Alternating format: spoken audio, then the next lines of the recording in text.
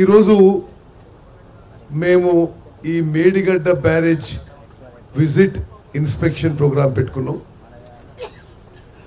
Kaleshwaram project విషయంలో మా party అభిప్రాయం మొదటి నుంచి ఒకటిగానే ఉంది. ప్రాణహిత చేవెళ్ల ప్రాజెక్టు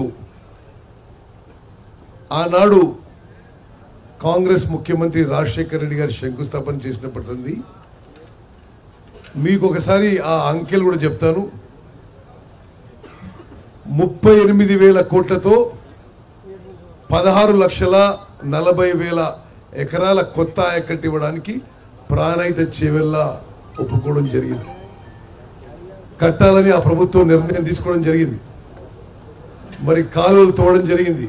ఆ బ్యారేజ్ విషయంలో, ఆ హైట్ విషయంలో మహారాష్ట్రలో జరగబోయే కొద్దిపాటి ముంపుకి ఆ ప్రభుత్వంతో అక్కడున్న ప్రజలతో చర్చలు జరుగుతున్న సందర్భంగా ప్రభుత్వం మారింది. కాంగ్రెస్ ప్రభుత్వం వచ్చిన కొత్తలో అదే ప్రాజెక్టు నిర్మాణం చేయాలనే ఉద్దేశంతో ముందుకు పోయింది. వాళ్ళు కూడా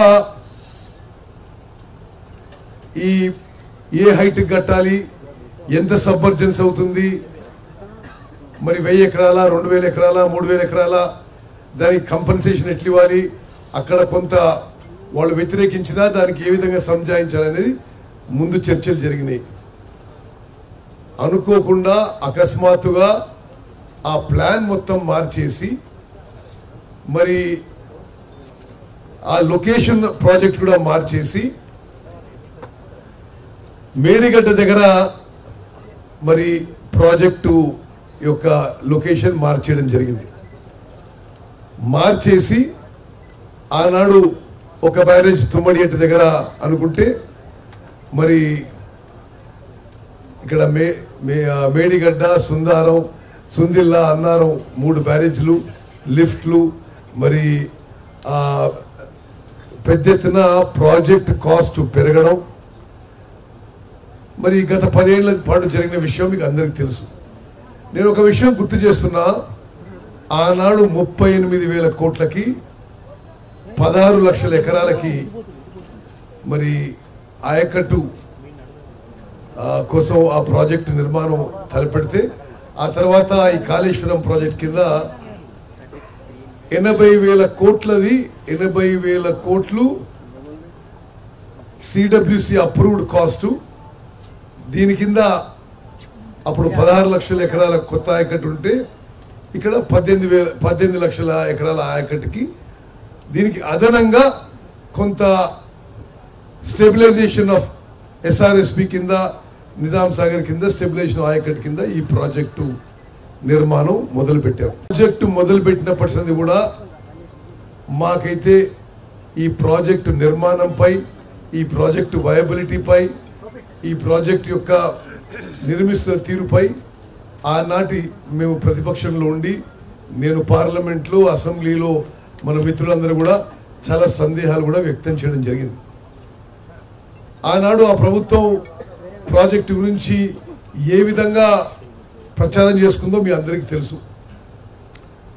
ఒక దశలో ప్రపంచంలోనే అతి అద్భుతమైన ప్రాజెక్ట్ అని చెప్పారు, అతిపెద్ద లిఫ్ట్ అని చెప్పారు. మరి ఈరోజు అమూల్యమైన ప్రజా డబ్బుతో కట్టిన ఈ ప్రాజెక్టు కొంత డ్యామేజ్ కావడం ఇది చాలా బాధాకరమైన విషయం. అక్టోబర్ 21వ తారీఖున మేడిగడ్డ బ్యారేజ్ బ్లాక్ 7లో ఆ పియర్స్ యొక్క ఫౌండేషన్ సింక్ అయిపోయి పెద్ద శబ్దంతో 5 ఫీట్లు లోపల పోవడం జరిగింది. సరే, ఆ తర్వాత అప్పుడు మేము ప్రభుత్వంలో లేవు. అక్టోబర్ 21వ తారీఖు నుంచి డిసెంబర్ 3వ తారీఖు వరకు గత ప్రభుత్వమే ఉండింది.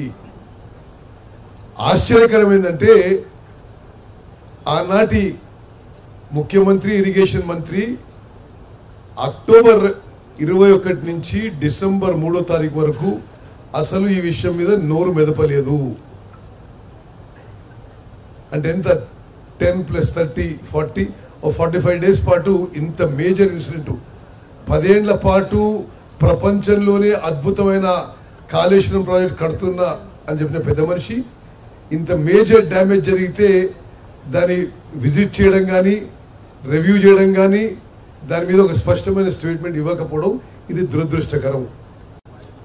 మేము 7వ తారీఖు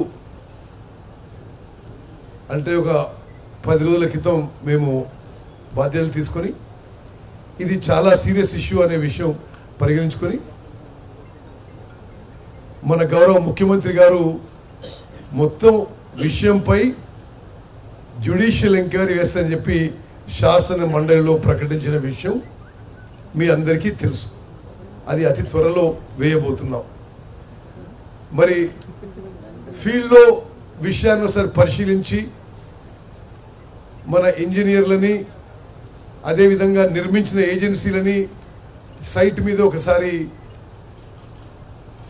ఒక వాస్తవాలు తెలుసుకునే విధంగా మేము కూడా ఈరోజు మరి మంత్రులందరం కూడా మేడిగడ్డ బ్యారేజ్ విజిట్ కోసం రావడం జరిగింది. సరే, దీని తర్వాత వీలుని బట్టి ఇక్కడి నుంచి కన్నేపల్లి దగ్గర పంప్ హౌజు, అక్కడి నుంచి అన్నారం బ్రిడ్జు, అన్నారం బ్యారేజు చూసి మేము హైదరాబాద్ తిరిగిపోతాం.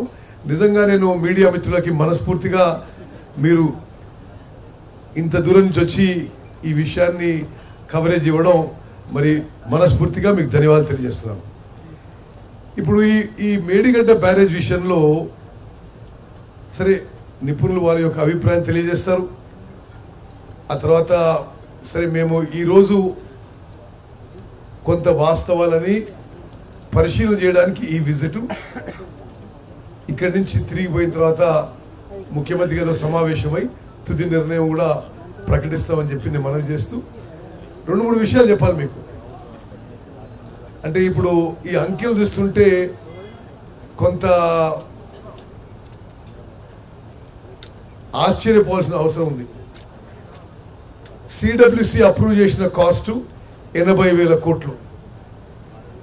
ఆ 80,000 కోట్లు క్రమక్రమంగా పెరిగి మరి ఇప్పుడు ఆల్మోస్ట్ 1,50,000 కోట్లకు చేరుకుంటుంది ఈ ప్రాజెక్ట్ కాస్ట్. అంటే 38,000 కోట్లదేమో 80,000 కోట్లు వచ్చింది, 80,000 కోట్లదేమో 1,00,000 కోట్లకు పోతుంది. ఈ రోజు వరకు నాకు ఇచ్చిన ఫిగర్స్లో కొత్త ఆయకట్టు కాళేశ్వరం ప్రాజెక్ట్ కింద కొత్త ఆయకట్టు అప్రాక్సిమేట్గా ఇప్పటి వరకు అయిన ఎక్స్పెండిచర్ అప్రాక్సిమేట్గా 95,000 crores, 95,000 కోట్లు ఖర్చు పెట్టిన తర్వాత ఈ రోజు వరకు జనరేట్ అయిన కొత్త ఆయకట్టు మరి 97,000 acres, అంటే అప్రాక్సిమేట్లీ 1 lakh acres అని తీసుకోండి.